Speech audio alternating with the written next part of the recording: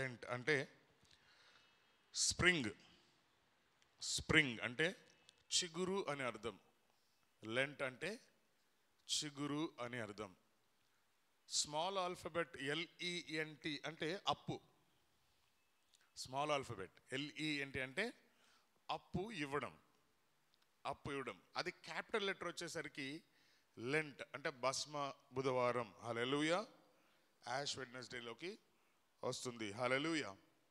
ఈ సీజన్లో మనం గమనిస్తే, చెట్లను గమనిస్తే పాత ఆకులన్నీ రాలిపోయి కొత్త ఆకు చిగురు చక్కగా ఎంత చక్కగా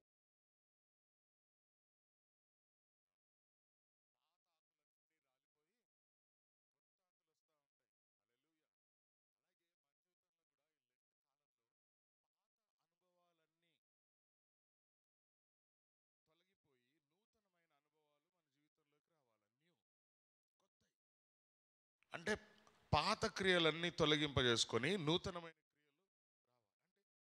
నవీన స్వభావాన్ని మనం కూడా ధరించుకోవాలి. ఆ చెట్లు ఎలాగైతే నవీన స్వభావం కొత్త చెట్లుగా మారుతున్నాయో అలాగే మనం కూడా మారాలి. అందుకనే ఈ లెంట్ సీజన్ మనకి ఇవ్వబడింది. హల్లెలూయా. ఈ లెంట్ సీజన్లో మనం చేయాల్సినటువంటి పని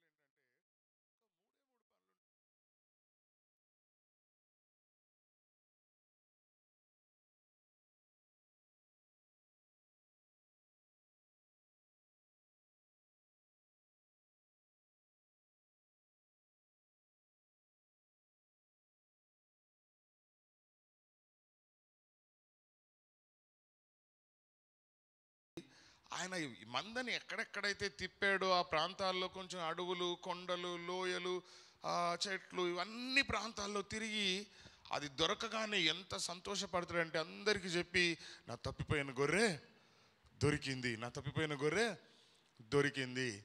2 వెండి నాణాలు ఉన్న విధవరాలు ఒక నాణం పోతే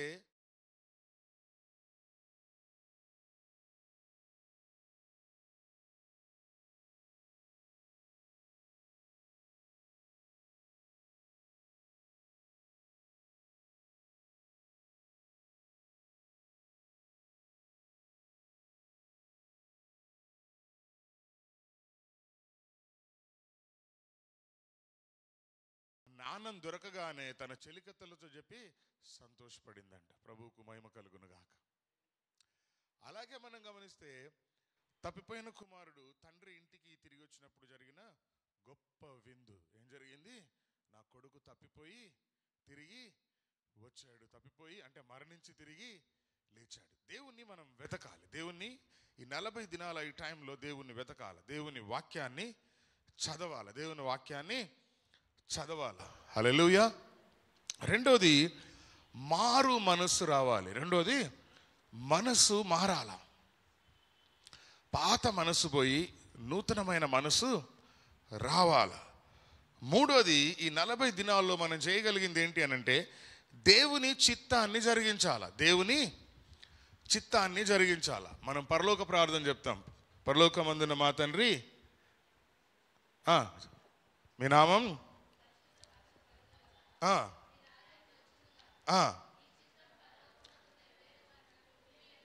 ఆయన చిత్తం పరలోకంలో ఎలా జరుగుతుంది అని అంటారు? అక్కడ ఏం లేవు. దేవుణ్ణి స్తుతిగానాలు మాత్రమే ఉన్నాయి. దేవుణ్ణి మహిమపరచడమే ఉంది. కాబట్టి ఈ లెంట్ కాలంలో దేవుని చిత్తాన్ని జరిగించాలి అని అంటే ప్రతిరోజు దేవుడితో సమయాన్ని గడపాల. ప్రతిరోజు దేవుని యొక్క వాక్యాన్ని ఒక ప్రత్యేకమైన టైంని కేటాయించుకోవాలి. ఒక ప్రత్యేకమైన టైంని ఈ 40 డేస్ ఫాస్టింగ్ ఉన్నప్పుడు మార్నింగ్ ఆర్ ఈవినింగ్, లేక మార్నింగ్ ఈవినింగ్ కూడా ఇగో ఈ టైం నుంచి ఈ టైం వరకు నేను ప్రార్థన చేసుకోవాలి, లేకపోతే ఈ టైం నుంచి ఈ టైం వరకు నేను దేవుని వాక్యాన్ని చదవాలి. ఇవి ఖచ్చితంగా చేయాల్సినటువంటి పనులు. ఖచ్చితంగా చేయాల్సినటువంటి పనులు. దేవుణ్ణి వెతకాలి, మనస్సు మారాలి, దేవునితో సమయాన్ని గడపాలి. దేవునితో సమయాన్ని గడపాలి. ఖచ్చితంగా ప్రార్థనలో గడిపితే ఈ 40 డేస్ మనకి వేస్ట్ అవ్వవు. ఈ 40 డేస్ మనకి వేస్ట్ అవ్వవు. ఉపవాసం ఉన్నప్పుడు బైబిల్ గ్రంథంలో మనం గమనించినప్పుడు ఉదాహరణకి అబ్రహాము ప్రార్థన చేశాడు. ఎలా ప్రార్థన చేశాడు అని అంటే, ప్రభువా 50 మంది ఉంటే సొదొమ గొమొర్రాను వదిలేస్తావా అన్నాడు. లేదు కష్టమైతే 40 ఉంటే వదిలేస్తావా అన్నాడు. 30 ఉంటే వదిలేస్తావా, లేదా 20 ఉంటే వదిలేస్తావా, ఇంకొకసారి అడిగితే ఒక 10 మంది ఉంటే వదిలేస్తావా అన్నాడు.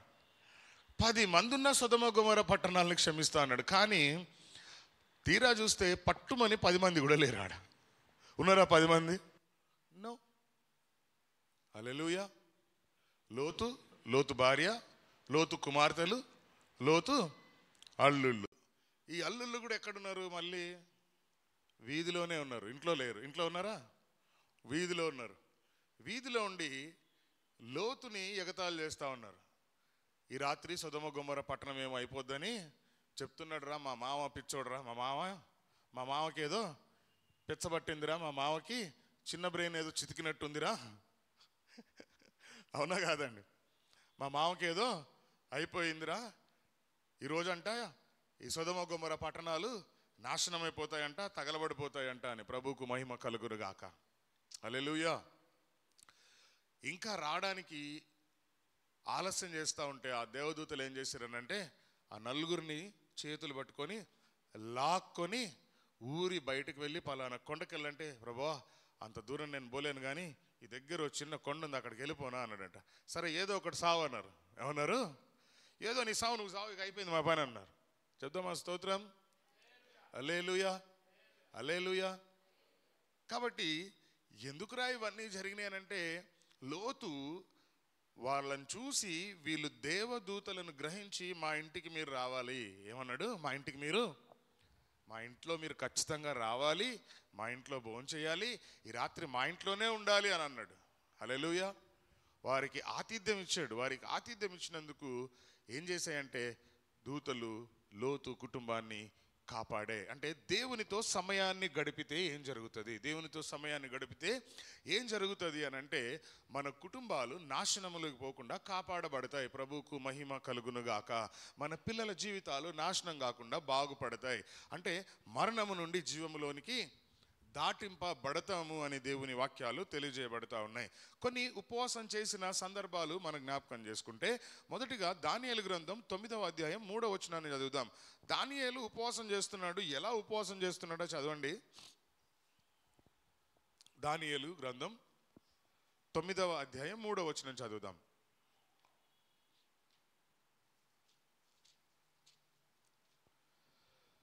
హల్లెలూయా.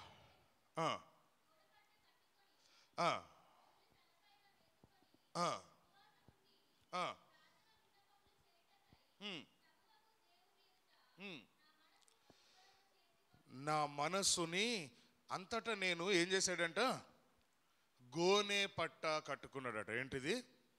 గోనె పట్ట కట్టుకొని ధూళి తలపైన, ధూళి అంటే ఇంగ్లీష్లో యాష్ అని ఉంటుంది, ధూళి తలపైన వేసుకొని ప్రార్థనా విజ్ఞాపనలు చేయుటకై ప్రభువగు దేవుని ఎదుట నా మనస్సుని నిబ్బరము చేసుకున్నాను. ప్రభునామానికి మహిమ కలుగునుగాక. హల్లెలూయా.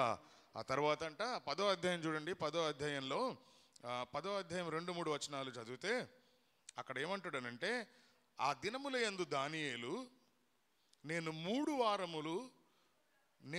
వారములు దుఃఖ ప్రాప్తుడనై 3 వారములు గడుచు వరకు నేను సంతోషముగా భోజనము చేయలేదు, మాంసము కానీ ద్రాక్షరసము కానీ నా నోటికి రాలేదు, స్నానాభిషేకములు స్తోత్రం కలుగునుగాక. కానీ ఇప్పుడున్న ఎండాకాలం మనం స్నానాలు చేయకపోతే కంపు కొట్టేస్తాం. 43 వారాలు, 3 వారాలు అంటే 21 రోజులు. స్తోత్రం కలుగునుగాక. అయితే ఈయన ఏం తినలేదని అంటాడనంటే, ఆయనంట సంతోషంగా భోజనం చేయలేదు, మాంసం తినలేదు, ద్రాక్షారసము, అంటే ఆయన ఆనందంగా ఉండలేకపోయాడు. ప్రభునామానికి మహిమ కలుగును గాక. హల్లెలూయా. మనం ప్రార్థన చేయడానికి మన మనస్సును ఏం చేసుకోవాలంట? నిబ్బరం చేసుకోవాలా? అంటే ఒక ఖచ్చితమైన టైంలో నేనేం చేయాలి? 40 రోజుల్లో ప్రార్థన చేయాలి, దేవుని వాక్యాన్ని చదవాలి. స్తోత్రం చెప్దాం ఒకసారి. హల్లెలూయా. అలాగే యోబు గ్రంథం 2వ అధ్యాయం 8వ వచనం చదివితే, యోబు సమస్తాన్ని కోల్పోయాడు. యోబు ఆస్తి పాస్తి, పిల్లలు, తనకున్నటువంటి గొర్రెలు గొడ్లు అన్నీ పోయాయి. అన్నీ పోయాక కూడా దేవుణ్ణి మాత్రం యోబు విడిచిపెట్టలేదు. 2వ అధ్యాయం 8వ వచనం.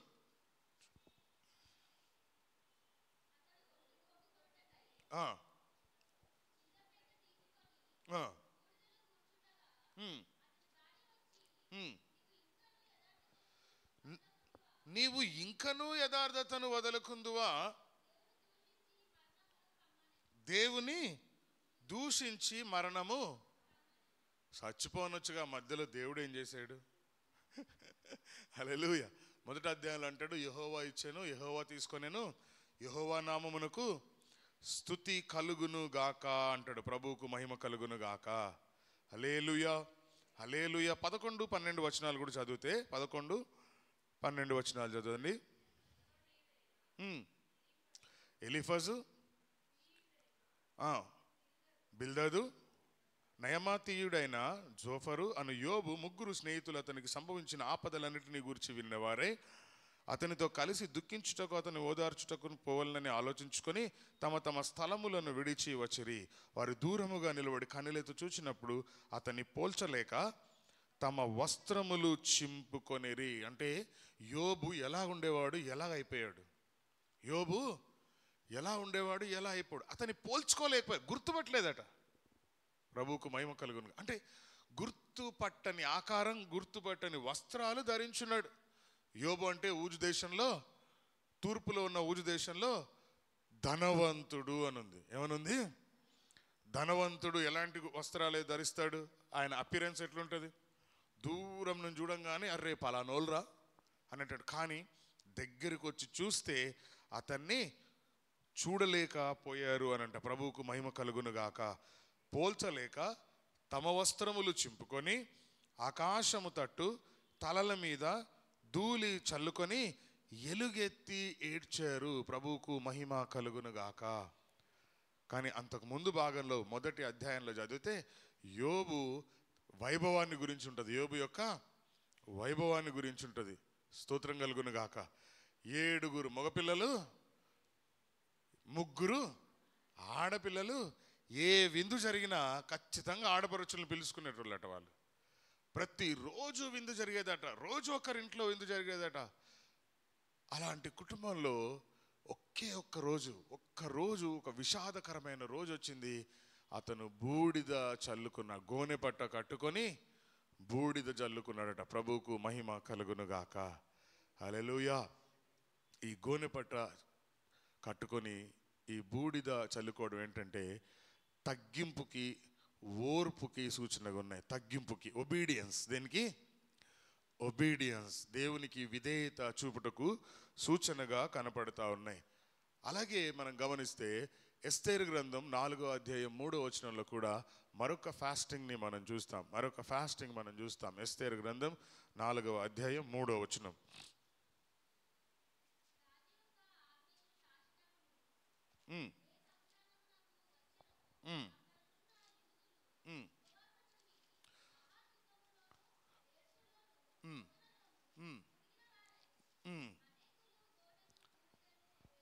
అనేకులు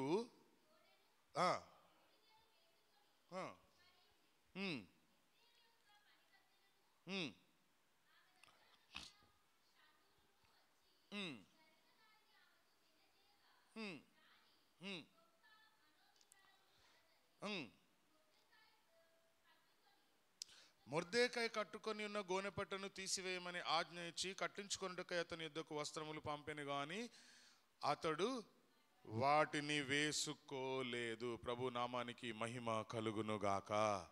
హల్లెలూయా. మళ్ళా గోనెపట్ట కట్టుకున్నాడట. అప్పుడు ఆయన ఏమన్నాడంటే ఎస్తేరుతోటి, అమ్మా నీ బట్టలు నాకు అక్కర్లేదు, కానీ నేను ఒక విషయాన్ని నీకు చెప్పాలనుకుంటున్నా. ఏంటి అనంటే ఈరోజు యూదులకు వచ్చిన కష్టం, యూదులకు వచ్చిన ఈ మరణ శాసనం తప్పించబడ్డానికే నువ్వు ఈరోజు సింహాసనం మీదకి వచ్చావేమో అని అన్నాడు. యూదులని ఈ యొక్క మరణ దండన నుండి తప్పించడానికే దేవుడు నిన్ను ఈ స్థితిలోకి తెచ్చావేమో అన్నాడు. స్తోత్రం కలుగును గాక. ఎందుకనంటే ఈమె అనాథ. ఎవరు? తల్లిదండ్రులు లేని అనాథ, వాళ్ళ పినతండ్రి దగ్గర పెరిగిన పిల్ల. హల్లెలూయా. ఆలోచన చేయండి, అనాథ పిల్లలు ఎదిగేటప్పుడు వారికి కావలసినవన్నీ దొరుకుతాయి అని అంటే దొరకవు. They don't get what ever the expect. వాళ్ళకి కావాలి కోరుకున్నవన్నీ దొరకవు. ఎందుకంటే ఇంకొకరి కింద ఉంటాం కాబట్టి. నోరు తెరిచి అడగలేరు, సంతోషం రాదు. కానీ ఈరోజు ఈమె ఎక్కడుంది అని అంటే రాజు సింహాసనం మీద ఉంది, రాణి అయింది. ఏమైంది? రాణి అయింది. అంటే ఒక సింహాసనం మీద ఉంది. ప్రభునామానికి మహిమ కలుగునుగాక. హల్లెలూయా. తర్వాత 13వ వచనం 14వ వచనం చదివితే, నీవు ఈ సమయమందు ఏమీ మాట్లాడక మౌనముగా ఉన్నాడలా యూదులకు సహాయమును విడుదలయు మరి యొక్క దిక్కు నుండి వచ్చును గాని నీవును నీ తండ్రి ఇంటి వారందరూ నశించుదురు. నీవు ఈ సమయమును బట్టియే రాజ్యమునకు వచ్చితివేమో ఆలోచించుకోమని చెప్పాడు. ప్రభువుకు స్తోత్రం చెప్దామా? అప్పుడు ఆమె ఆలోచించింది, బాగా ఆలోచించి ఏం చెప్పింది అని అంటే, సరే మనము పని చేద్దాం, నేను ఇక్కడ ఉపవాసం ఉంటాం, మీరు కూడా యూదులందరం కలిసి ఉపవాసం ఉందామని. ఏమన్నది? అందరూ కలిసి ఉపవాసం ఉన్నారు. హల్లెలూయా. ఆ రాజ్యంలో ఉన్న ఈ 127 సంస్థానాలు, ఇవి ఎన్ని సంస్థానాలు? 127 ప్రావిన్సెస్లో ఉన్న యూదులు అందరూ ఉపవాసం ఉన్నారట. అందరూ ఉపవాసం ఉండి ప్రార్థన చేసిన తర్వాత 4వ రోజు ఎస్తేరు రాజు ముందుకెళ్ళిందంట. 4వ రోజు రాజు గుమ్మం దగ్గర అటు ఇటు తిరుగుతుందంట. ఎక్కడ? గుమ్మం దగ్గర అటు ఇటు తిరుగుతుందంట. కర్టన్స్లో నుండి చూసారు, ఎవరక్కడ? చూడండి ఎవరున్నారో, ఎస్తేరు లాగా ఉంది, రమ్మనండి అన్నాడంట. ప్రభు స్తోత్రం చెప్దాం. నెల రోజులు కలవద్దు. అసలు రూల్ ఏంటి అని అంటే, నెల రోజులు రాజుని కలవడానికి అనుమతి లేదు.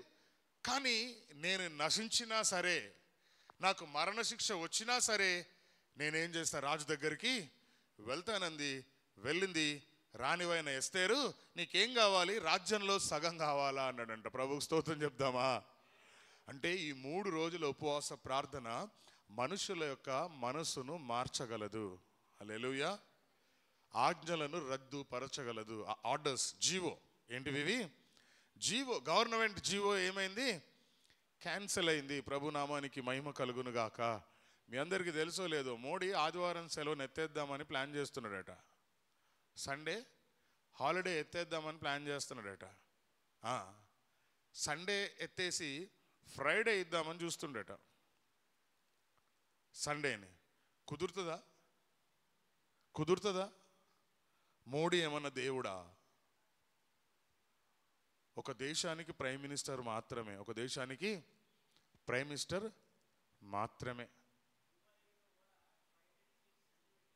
దుబాయ్లో కూడా ఫ్రైడే తీసేసిండ్రా? ఓకే.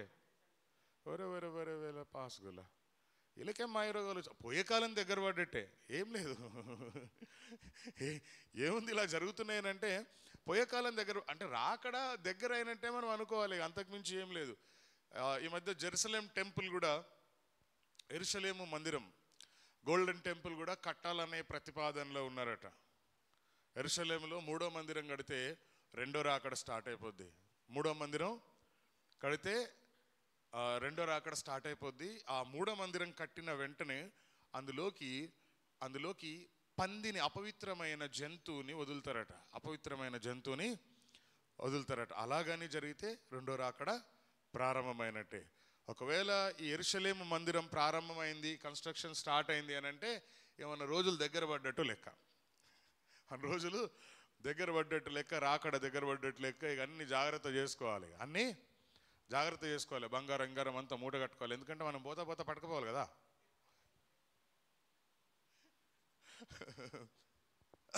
హల్లెలూయా. కాబట్టి ఎస్తేరు అలాగా ఉపవాసంలో రాజు యొక్క మనసును గెలుచుకోవడానికి అవకాశం. కాబట్టి మనం ఉపవాసం చేస్తే దేవుడు అధికారుల యొక్క మనస్సుని, లేక మన అవసరతలు ఏవైతే ఉన్నాయో ఆ అవసరతలు తీర్చబడతాయి అని మరొకసారి తెలియజేయబడుతుంది. గనుక ఉపవాసం చేయాలి. స్తోత్రం కలుగునుగాక. ఈ ఉపవాసం అసలు ఎవరు చేయాలి? పిల్లలు చేయాలా? యవనస్తులు చేయాలా? ముసలోళ్ళు చేయాలా, లేకపోతే సావుకు కాలు జాపిన ముసలోళ్ళు చేయాలా, మంచం మీద ఉన్నోళ్ళు అని అంటే దేవుని వాక్యాల్లో మనం చదువుతాం. యోనా గ్రంథం 3వ అధ్యాయం 6వ వచనం చదివితే, యోనా గ్రంథం 3వ అధ్యాయం 6వ వచనం చదివితే అక్కడ తెలియజేయబడుతున్న మాట ఏంటంటే, పశువులు, ఎవరు?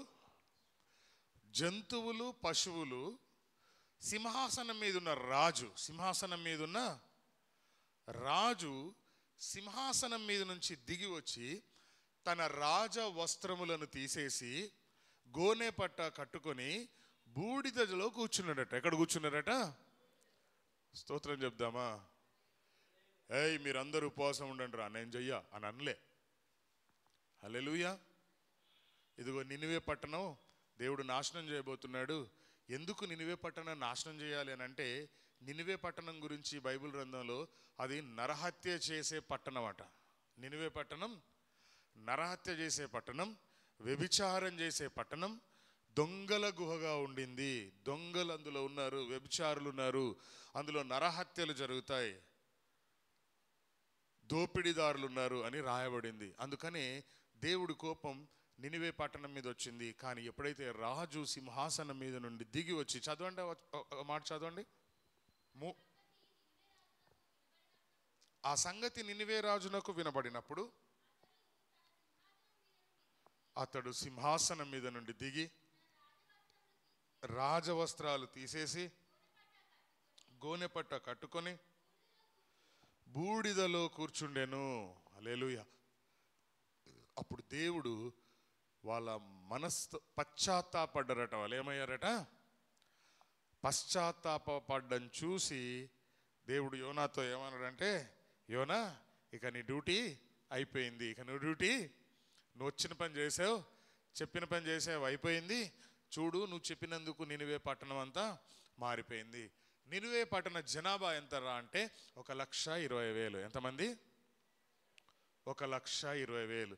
సరే, దేవుడు ఆ పట్టణాన్ని నాశనం చేయకపోయేసరికి యోనా కొద్దిగా అలిగాడు దేవుడి మీద. ఏం చేశాడు?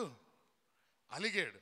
అక్కడ ఉండడానికంట ఆయన ఒక షెడ్ వేసుకున్నాడట ఊరు బయట. ఏం వేసుకున్నాడు? ఒక తడికల షెడ్ వేసుకున్నాడట. తడికల షెడ్ వేసుకుంటే అక్కడ దేవుడు ఒక సొర చెట్టుని మొలిపించాడట. ఏ చెట్టు? సొర చెట్టును మొలిపించాడట. ఆ పందిరి మీద అది చక్కగా చల్లగా ఉంది. ఒక్క రోజులో ఎండిపోయిందట. అది ఏమైంది? ఒక్క రోజులో ఎండిపోతే యోనాకి కోపం వచ్చి అలిగి దేవుడి మీద దోడుతూ అంటున్నాడు, ఒక్క రోజులో చెట్టుని ఎండిపోజేసావు ప్రభువా అంటే, నేను ఒక రోజులో మొలిపించా, ఒక రోజులో ఎండిపోయింది. ఎండిపోయిన చెట్టు గురించే నువ్వు అంత ఫీల్ అయితే 1,20,000 మందిని నేను ఒక్క దెబ్బకి ఎలా చంపను? అన్ని ఆత్మల్ని ఎలా నేను నాశనం చేయను? వాళ్ళు పశ్చాత్తాపడ్డారు కదా, వారు మారు మనసు పొందారు కదా. స్తోత్రం చెప్దాం ఒకసారి. కాబట్టి ఈ 40 దినములలో పశ్చాత్తాపడాలి. హల్లెలూయా. ప్రభు వైపుకి తిరగాలి ఉపవాసంలో అని తెలియజేయబడతా ఉన్నాయి. ఇవన్నీ పక్కన పెడితే అసలు ఉపవాసం అంటే ఏంటి? ఉపవాసం అంటే ఏంటి? యెషయా గ్రంథం 58వ అధ్యాయం 7వ వచనాన్ని చదువుకుందాం. యెషయా గ్రంథం ఏంటి ఉపవాసం? ఎలాంటి ఉపవాసం దేవుడికి ఇష్టము? యెషయా గ్రంథం 58వ అధ్యాయం 7వ వచనం. నీ ఆహారాన్ని ఏం చేయాలి? ఆకలి కొన్న వారికి పెట్టాలి. 1. 2, నీ రక్త సంబంధికి 2, దిక్కుమాలిన బీదలను 3, వస్త్రహీనుడు నీకు కనబడినప్పుడు వానికి వస్త్రములు ఇచ్చుటయు. ఇవ్వండి. ఈ 4 కార్యాలు ప్రాముఖ్యమైనవి ఉపవాసంలో ప్రాముఖ్యమైనవి ఏంటి అని అంటే ఈ 4. నీ ఆహారము ఆకలి కొనిన వారికి పెట్టాలి. నీ రక్త సంబంధికి ముఖము ఏం చేయొద్దు? తిప్పొద్దు. దిక్కుమాలిన బీదలను చేర్చుకోవాలి. వస్త్రహీనుడు నీకు కనబడినప్పుడు వస్త్రములు ఇవ్వాలి. ఇదియే కదా దేవునికి ఇష్టమైన ఈ 40 దినాల్లో అంటే ఈ 40 రోజులు ఈ 4 కార్యాలు చేస్తే సరిపోద్దా అండి అన్నట్టు ఉంటుంది మన ఫీలింగ్. లేదు లేదు, మన జీవితాంతం ఈ కార్యాలు చేస్తే మనం మనుషుల లెక్కలోకి వస్తాం. ఎవరి లెక్కలోకి వస్తాం? మనుషుల లెక్కలోకి వస్తాం, లేకపోతే మృగాల లెక్కలోకి వస్తాం. మనిషి అలవాటు చేసుకోవాల్సిన ఈ మానవత్వం ఉండాలి, మానవత్వం ఉండాలి. ప్రభునామానికి మహిమ కలుగునుగాక. అబ్బా వీడొస్తుండంటే నాకేదో టోపీ ఏనికనే వస్తుండ్రా అని వెంటనే వాడు రాకముందే మనం ఏం చేస్తామనంటే ఒక రీజన్ ఎతికి పెట్టేసుకుంటాం. ఏం చేస్తాం? ఒక రీజన్ ఎతికి పెట్టేసుకుంటాం వాడు రాకముందే. ప్రభుకు మహిమ కలుగునుగాక. సో అలాగూ చేయొద్దు అని దేవుని వాక్యాలు మనకి తెలియజేయబడుతున్నాయి. అలాగూ చేయకుండా ఉండడానికి ప్రయత్నం చేద్దాం. అటువంటి కృప దేవుడు ఈ 40 రోజుల్లో మనకు అనుగ్రహించి ఒక నూతనమైన చిగురు, నూతనమైన కార్యములు మన జీవితంలో దేవుడు జరిగించునుగాక. దేవుడి మాటలు దీవించునుగాక. మోకరించినట్లయితే ప్రార్థన చేసుకుందాం.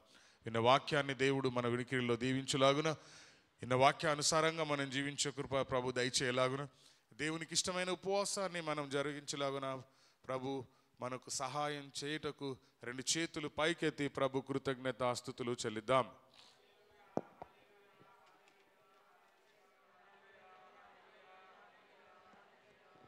హల్లెలూయా. ప్రేమ నమ్మకం కలిగిన యేసు ప్రభువా, మీ పాదాలకు వందనాలు. రాత్రి కాల సమయంలో మరొకసారి ఈ లెంట్ కాల ధ్యానముల్లో మమ్మల్ని చేర్చి ప్రభువా, ఉపవాసం చేయడానికి, ఉపవాసం ఎలాగుంటాలి, ఉపవాసం ఉంటే ఏం జరుగుతుందో మీరు మాకు తెలియపరిచారు. నీకు ఇష్టమైన ఉపవాసం చేయడానికి మీ కృప దయచేయండి. ఈ 40 దినముల్లో శక్తి, పరిపూర్ణమైన శక్తి దయచేయండి.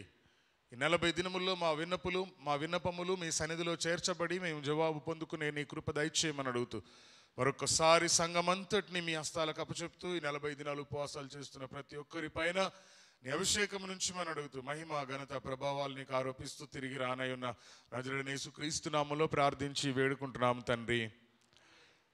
తండ్రి, కుమార, పరిశుద్ధాత్మ త్రియేక దేవుని దీవెన, కాపుదల, సన్నిధి, తోడు ఇది మొదలుకొని సకల పరిశుద్ధులకు కూడిన మనకు సదాకాలము తోడయుండి నడిపించునుగాక. ఆమేన్. యేసు రక్తమే జయం, శిలువ రక్తమే జయం. యేసు రక్తము సంపూర్ణ విజయం కలుగునుగాక. అపవాదికులకంత నాశనం కలుగునుగాక. Amen, amen, amen. Praise Lord. అందరికీ వందనాలు. దేవుడు మిమ్మల్ని అందరినీ దీవించునుగాక. May God bless you all.